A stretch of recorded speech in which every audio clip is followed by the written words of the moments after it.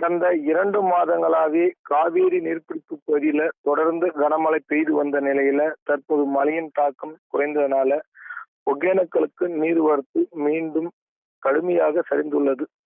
நேற்று தமிழக எல்லையான பில்லிகுண்டுக்கு வினாடிக்கு 3500 கனஅடியாக இருந்த நீர்வரத்து இன்று காலை 3000 கனஅடியாக குறைந்துள்ளது.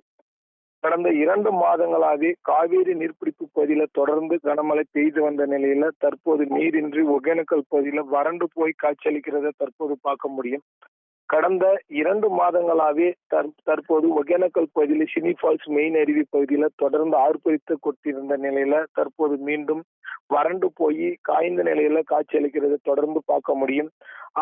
தண்ணீரின்றி வறண்டு போயிருந்தனால பாறை திட்டுகளாக காட்சியளிக்கிறது. தொடர்ந்து காவேரி நீர்பிடிப்பு பகுதியில தொடர்ந்து கனமழை பெய்து வந்தால் மட்டுமே ஒகேனக்கலுக்கு நீர்வரத்து படிப்படியாக அதிகரிக்கும் என்று எதிர்பார்க்கப்படுகிறது. நீரின்றி வறண்டு போயிருந்தனால சுற்றுலா பயணிகள் வருகை கடுமையாக பாதிக்கப்பட்டுள்ளது. இதனால் பரிசல் ஓட்டிகளும் எண்ணெய் சார்ஜ் செய்வரும் கடுமையாக பாதிக்கப்பட்டுள்ளனர். தொடர்ந்து காவேரி நீர்பிடிப்பு பகுதியில கனமழை பெய்து வந்தால் மட்டுமே ஒகேனக்கலுக்கு நீர்வரத்து படிப்படியாக அதிகரிக்கும் என்று எதிர்பார்க்கப்படுகிறது. யுவராணி.